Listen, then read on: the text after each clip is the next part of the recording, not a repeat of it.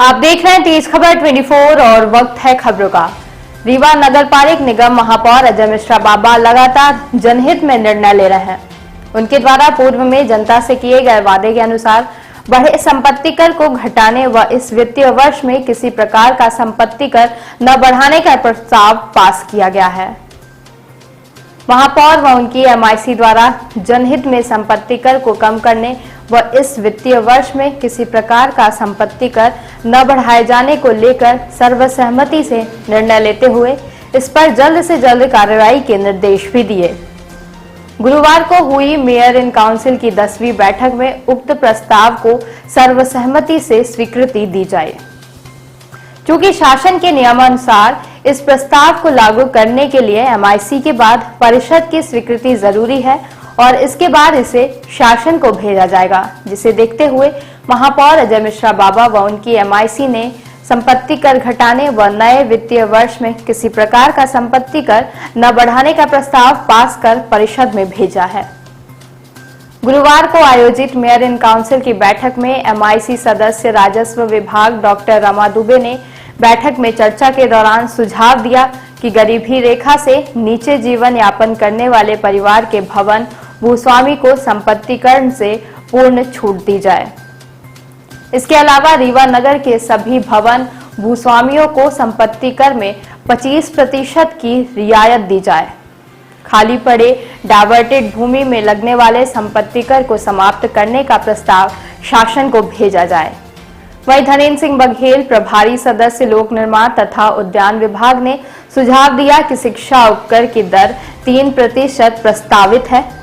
हमारा प्रस्ताव है कि वित्तीय वर्ष 2023-24 में कर योग्य संपत्ति मूल्य पर 1% शिक्षा उपकर निर्धारित किया जाए, जिस पर चर्चा के बाद मध्य प्रदेश नगरपालिक भवन एवं भूमियों के कर योग्य संपत्ति मूल्य का निर्धारण नियम 2020 में प्रत्येक वर्ष कलेक्टर गाइडलाइन के आधार पर कर योग्य संपत्ति मूल्य की दरों के निर्धारण के प्रावधान से संपत्ति कर दाताओं को प्रत्येक वर्ष अतिरिक्त वित्तीय भार उठाना पड़ेगा। मेयर इन काउंसिल का मत है कि जनहित में प्रत्येक 5 वर्ष में एक बार कलेक्टर गाइडलाइन के आधार पर नगरपालिक क्षेत्र का वर्गीकरण, भवन तथा भूमियों का वर्गीकरण, कर योग्य संपत्ति मूल्य का निर्धारण किया जाए। ऐसा संशोधन नियम 2020 में किया जाना आवश्यक है। संशोधित अधिनियम नियम 2021, जिसका प्रकाशन मध्य प्रदेश राजपत्र संख्या 192 दिनांक 3 अप्रैल 2021 को किया गया, जिसमें मध्य प्रदेश नगरपालिक निगम अधिनियम 1956 की धारा 145, 146, 147, 148 को विलोपित कर मूल्यांकन के सार्वजनिक सूचना मूल्यांकन के विरुद्ध शिकायत को आपत्ति आदि का आधार नागरिकों से छीन लिया गया। जनहित में इन धाराओं का प्रावधान पुनः अधिनियम में किया जाना आवश्यक है। ये कल एमआईसी की बैठक ली गई थी, इसमें कुछ अहम निर्णय लिए गए हैं। क्या आप इससे निर्णय है कर को लेकर? देखिए, कल क्या था कि कल जो एमआईसी की बैठक थी उस संपत्ति कर मूल्य का पुनः निर्धारण के लिए थी और शासन ने जब यहाँ पर परिषद नहीं थी, एमआईसी नहीं थी, कोई पार्षद नहीं थे, तो मध्य प्रदेश शासन ने नियम 2020 एक बनाया। जो नियम 2020 बनाया उसमें उन्होंने संपत्ति कर को बढ़ा दिया, शिक्षा उपकर बढ़ा दिया और एक पत्र जारी हुआ 22/2/2021 को निकुंज कुमार श्रीवास्तव आयुक्त नगरीय प्रशासन जी का। उसमें उन्होंने तो यहाँ तक लिखा कि ये कर पहले इनको लगाना था 10 मार्च 2021 से, तो उनका पत्र में साफ साफ उल्लेख है कि नगरीय निकाय के निर्वाचन शीघ्र घोषित होने की संभावना को दृष्टिगत रखते हुए उक्त दिनांक 10 मार्च 2021 के स्थान पर संशोधित करते हुए 1 मार्च 2021, मतलब ये मंशा थी शासन की कि संपत्ति कर बढ़ा दिया जाए। जो नियम 2020 बनाया है उसके अनुसार कलेक्टर गाइडलाइन के अनुसार अब संपत्ति कर का मूल निर्धारण होगा। पहले एमआईसी को अधिकार था कि संपत्ति कर का वो मूल निर्धारण चाहे तो हर साल करे या कि 5 साल में करे, ये 5 साल के अंदर करे। आज ये हो गया कि संपत्ति कर का मूल निर्धारण तत्काल करना है। नियम 2021 192 दिनांक राजपत्र संख्या 192 दिनांक 3 अप्रैल 2021 को, जिसमें मध्य प्रदेश नगर पालिका अधिनियम 1956 की धारा 145, 146, 147, 148 को विलोपित कर दिया गया। मूल्यांकन की सार्वजनिक सूचना, मूल्यांकन के विरुद्ध शिकायत, आपत्ति आदि का अधिकार नागरिकों से छीन लिया गया। ये जो तीनों धारा है 145, 146, 147, 148, ये तीनों धारा विलोपित करके मूल्यांकन के सार्वजनिक सूचना, मूल्यांकन के विरुद्ध शिकायत, आपत्ति आदि इन धाराओं पर अधिकार था, इसको छीन लिया इन्होंने। मतलब जनता का अधिकार था ये जब अधिनियम बना था उस समय ये धाराएं इनको विलोपित कर दिया। नियम 2020 बनाया। शिक्षा कर योग्य संपत्ति मूल्य के 3% कर दिया गया। हम लोगों ने इस पे आपत्ति उठाई और हमारे MIC के मेंबर रमा दुबे और MIC के सदस्य धनेन्द्र सिंह बघेल ने, दोनों ने आपत्ति उठाई। हम लोगों ने, हमारी रमा दुबे जी ने बोला कि गरीबी रेखा से नीचे जीवन यापन करने वाले परिवार के भवन भूमि स्वामी को संपत्ति कर से पूर्ण छूट दी जाए। रीवा नगर के सभी भवन भूमि स्वामियों को संपत्ति कर में 25% की रियायत दी जाए। खाली पड़े डाइवर्टेड परिवर्तित भूमि में लगने वाले संपत्ति कर को समाप्त करने का प्रस्ताव बनाया जाए।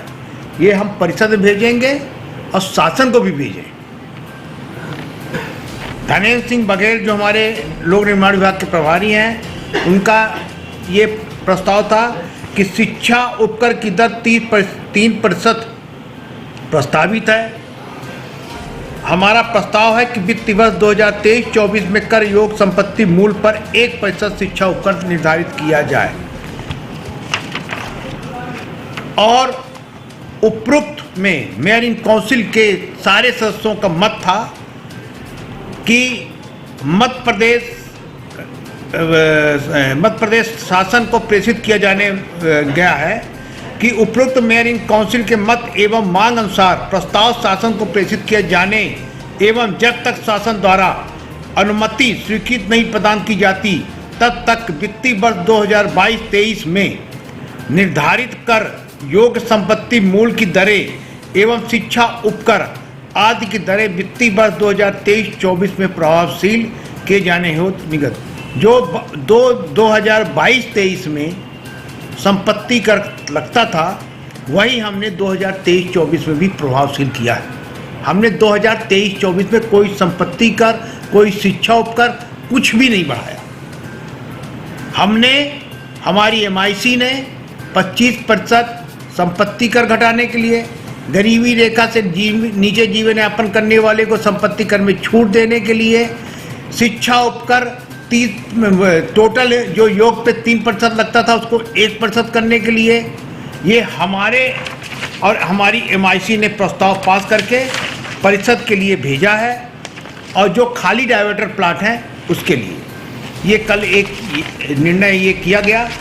और 2 अहम निर्णय और किए गए, जो कि पहला अहम निर्णय ये था कि जो रीवा शहर की आबादियों में ईंटे के भट्टे लगते हैं, जैसे जोन क्रमांक 4 में महाजन टोला, जोन क्रमांक 1 में निपनिया और चुराटा, ये आबादी हो गई। अब ये भट्टे जब लगते हैं, अगर कोई दुर्घटना होगी तो कम से कम 50-60 लोगों की मौत हो जाएगी। उसकी जवाबदारी कौन लेगा?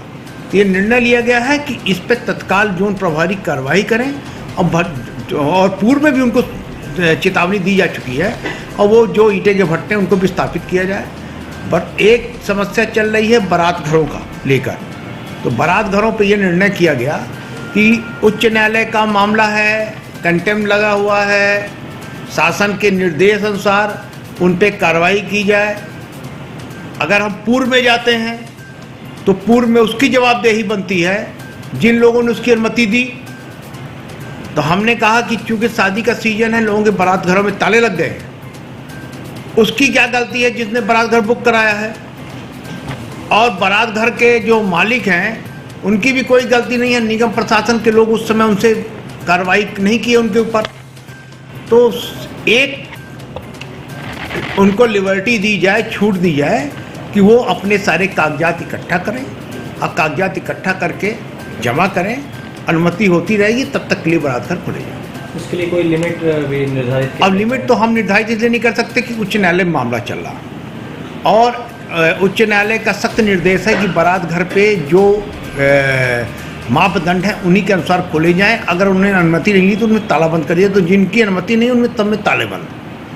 उनको छूट इसलिए दी जाने की हम लोग कोशिश कर रहे हैं कि वो किसी न किसी का बारात घर, विवाह घर बुक है।